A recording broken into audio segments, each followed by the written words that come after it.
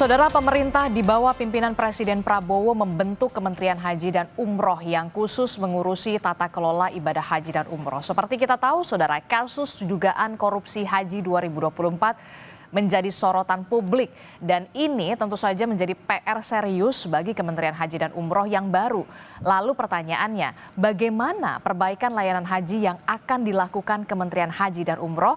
Pagi ini kita bahas dengan Wakil Menteri Haji dan Umroh, Bung Dhanil Anzar Simanjuntak. Selamat pagi.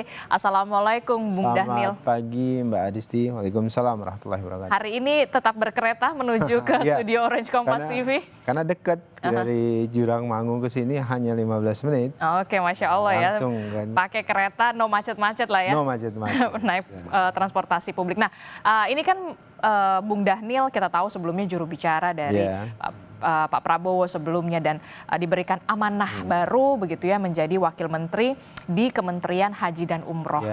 Tugas berat menanti, PR banyak sekali sudah menanti untuk pelaksanaan ibadah haji dan ibadah haji khususnya di tahun depan. Nah, tapi yang menjadi sorotan adalah soal kasus dugaan korupsi kuota haji. Bagaimana kemudian Bung Dhanil dan juga Pak Menteri begitu ya Gus Irfan memastikan bahwa ini tidak terjadi di bawah kepemimpinan Anda? Ya, jadi Mbak Adisti memang kami punya PR yang sangat berat karena pertama memang harus mengembalikan kepercayaan publik terkait dengan pengelolaan haji dan umroh. Nah, mengembalikan kepercayaan publik itu tidak mudah tentu karena ada record sejarah yang perlu diperbaiki. Nah, oleh sebab itulah saya kemudian Pak Menteri Gus Irfan itu berkomitmen untuk memastikan integritas itu harus jadi wajah utama dari Kementerian Haji dan Umroh. Dan kalimat itu juga yang dipesankan oleh Presiden Prabowo bahwasannya integritas itu harus jadi wajah utama Kementerian Haji dan Umroh. Bahkan Presiden memberikan analogi misalnya kalaupun misalnya semua orang sudah korupsi atau semua institusi ada korupsi, harusnya di Kementerian Haji ini karena dia mengurusi hal sesuatu yang suci itu tidak ada korupsi sama sekali. Jadi dipastikan Kementerian Haji adalah kementerian yang dikelola dengan bersih dan tidak mengotori tempat yang suci, istilah Pak Presiden itu. Nah, apa yang harus kami lakukan? Pertama tentu kami melakukan langkah-langkah strategis terkait dengan proses rekrutmen pada saat ini, Mbak Adisti. Proses rekrutmen apa yang kemudian saat ini dilakukan oleh Kementerian Haji dan Umroh? Karena kita tahu ini harus cepat untuk tune in lah dalam artian. Iya, betul. Jadi karena Undang-Undang Pasal 8 tahun 2019 dan perubahan ketiga pada saat itu memang mengamanatkan ada migrasi atau pergeseran SDM dan aset dari Kementerian Agama dan Kementerian Kesehatan. Jadi ada dua kementerian yang secara otomatis mengalami pergeseran ke Kementerian Haji. Nah, dalam proses pergeseran itu, migrasi dari dua kementerian ini kami melakukan assessment, Mbak Adisti, karena tidak bedol desa. Jadi semua misalnya, ini sekarang Kementerian Agama menyodorkan 14 nama, Kementerian Kesehatan menyodorkan sekitar 50 lebih nama untuk pindah ke Kementerian Haji dan Umroh. Nah, prosesnya tidak semuanya kami tampung, tapi kami melakukan proses assessment plus tracking. Tracking ini yang harus rekam jejak. Jadi dengan melibatkan KPK dan kejaksaan. Oke, melibatkan jadi KPK dan kejaksaan. Nanti saya sudah bicara dengan kejaksaan beberapa waktu yang lalu agar berkenan melakukan tracking beberapa nama untuk memastikan mereka tidak terkait dan tidak bersentuhan dengan kasus-kasus korupsi di masa yang lalu. Kemudian dengan KPK nanti kami akan menyetorkan semua nama calon dan bakal pejabat di Kementerian Haji dan Umroh untuk dibantu di tracking karena kan KPK yang sekarang menangani penanganan kasus kuota dan kasus-kasus korupsi sebelumnya. Jadi dengan begitu itu akan membantu kami untuk memahami rekam jejak masing-masing pejabat yang akan bekerja bersama kami di Kementerian Haji nanti, Mbak Adisti. Luar biasa begitu ya, cukup idenya cukup bagus begitu ya, tidak hanya assessment juga melibatkan KPK dan Kejaksaan. Jadi bisa dipastikan orang yang masuk di Kementerian Haji dan Umroh ini bisa benar-benar amanah untuk menjalankan tugas ini begitu ya, Bung Daniel. Bung Daniel, kalau kita lihat ini kan Kementerian Haji dan Umroh baru, tapi kemudian setiap tahun ibadah haji itu tetap dilaksanakan. Apa perubahan atau dalam tanda kutip prioritas-prioritas yang dilakukan oleh Kementerian Haji dan Umroh, perubahan yang signifikan seperti apa? Ya, sebenarnya kan kami tidak dimulai dari nol seperti semboyannya Pertamina, tapi kami sudah memulai dari awal. Misalnya kan Kementerian Agama sudah 70 tahun melakukan pelayanan terhadap haji. Dan kami punya momentum sebenarnya Mbak, ketika Kementerian Haji itu dibentuk oleh Presiden melalui Badan Penyelenggara Haji yang saya dan Gus Irfan juga di situ. Nah, dalam proses persiapan itu kami punya waktu untuk mempelajari, mengawasi secara langsung proses persiapan haji tahun yang lalu 2005 ini. Nah, di proses-proses itu kami memang menemukan banyak problem atau sebutlah lubang-lubang yang menyebabkan permasalahan haji atau penyelenggaraan haji itu semeraut, atau ada manipulasi, ada praktek rente di situ, ada praktek saya bahkan sering menyebutkan ada fakta kartel perhajian di situ yang kemudian kalau perintah Presiden ya harus kalian sapu, harus kalian babat, dan harus keras terkait dengan praktek-praktek kartel haji tersebut. Nah, hampir di semua proses persiapan kegiatan perhajian itu pasti ada lubang-lubang yang berpotensi terjadi manipulasi, ada praktek rente dalam setiap prosesnya. Salah satunya? Misalnya data. Ya, data kita itu masih dalam tanda kutip semeraut. Itu yang kemudian bisa dipermainkan oleh kelompok-kelompok, oknum-oknum, mulai dari di daerah, provinsi, sampai dengan pusat. Misalnya Mbak, saya kasih contoh. Ada satu jamaah, kemudian suami istri misalnya, suaminya meninggal. Artinya kan harus ada pengganti. Nah, oleh beberapa oknum itu diganti oleh orang lain dengan seolah-olah si suaminya ini mahromnya si perempuan ini. Padahal ini bukan mahromnya.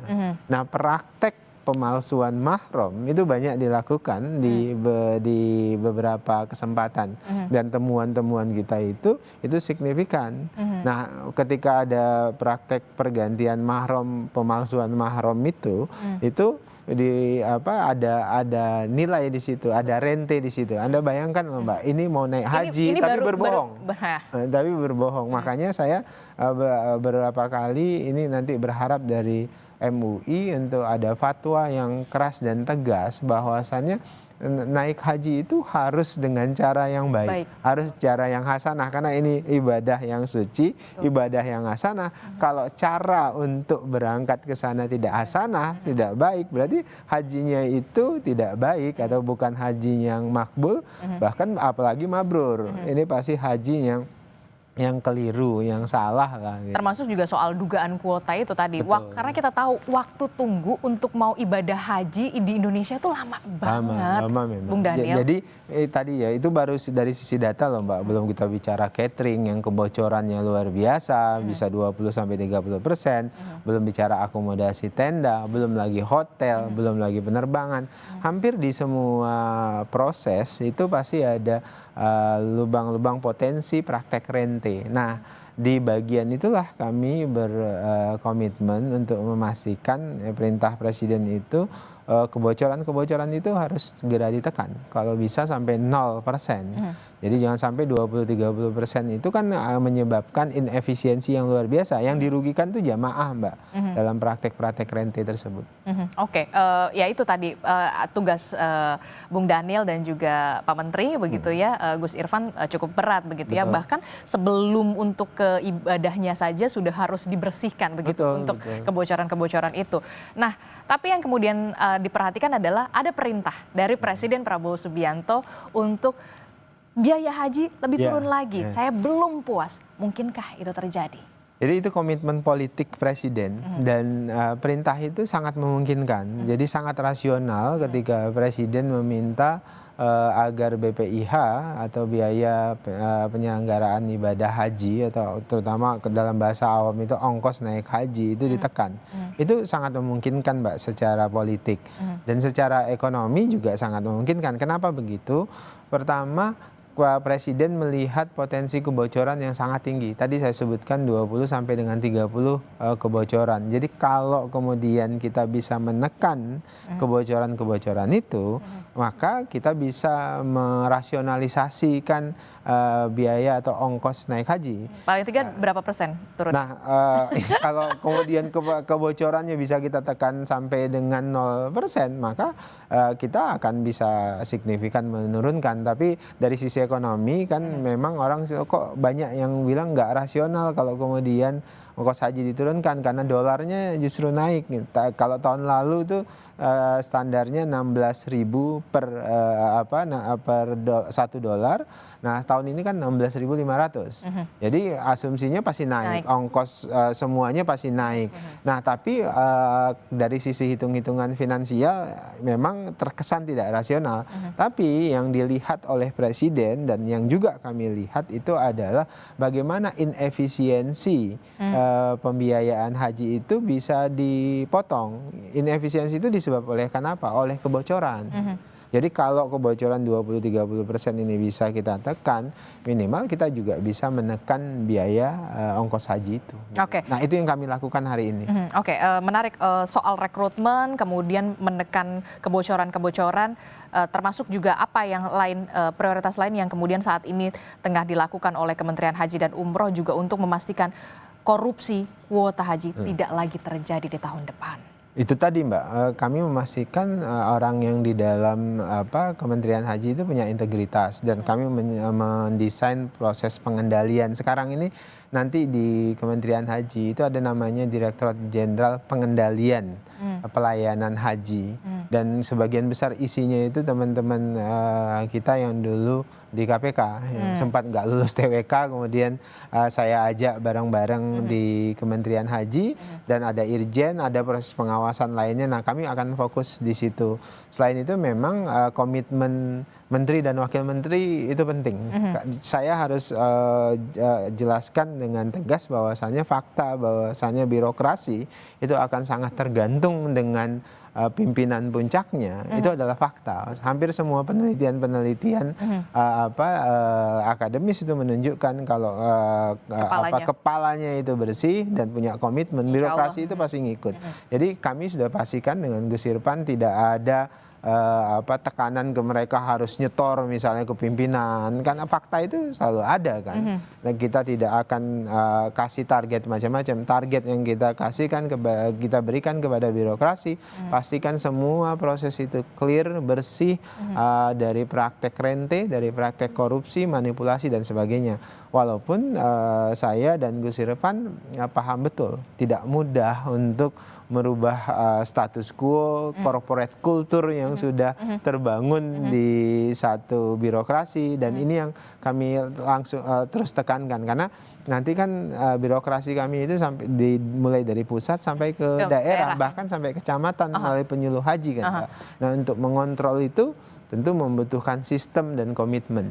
Itu yang terjadi pengelolaan manajemen secara perubahan yang signifikan di dalam negeri. Tapi kemudian untuk di pengelolaan haji di Mekah, bagaimana manajemennya? Karena kita tahu kemarin kan sempat ada sistem digital, ya kan? Yang itu kita agak sedikit terkaget-kaget dengan nusuk dan segala macam gitu. Nah, bagaimana pengelolaannya ini bekerja sama juga dengan kerajaan Arab Saudi? Ya, ini yang memang harus dijelaskan kepada publik. Saya terima kasih kepada Kompas karena memang literasi haji ini masih sangat rendah, Mbak. Karena akhirnya dia kan jadi close market, pasar yang tertutup. Haji itu depend, artinya kita sangat tergantung dengan kebijakan kerajaan Saudi Arabia. Dan artinya kita menyesuaikan, kita follower terhadap kebijakan-kebijakan Saudi Arabia. Nah, kebijakan pemerintah Saudi Arabia itu memang ke depan itu memang ingin memperluas kapasitas pelayanan haji. Misalnya sekarang Saudi Arabia itu hanya menampung jamaah paling banyak itu 2 juta. 2 juta, dan kita adalah jamaah atau pilgrims yang paling besar, 200.000 lebih.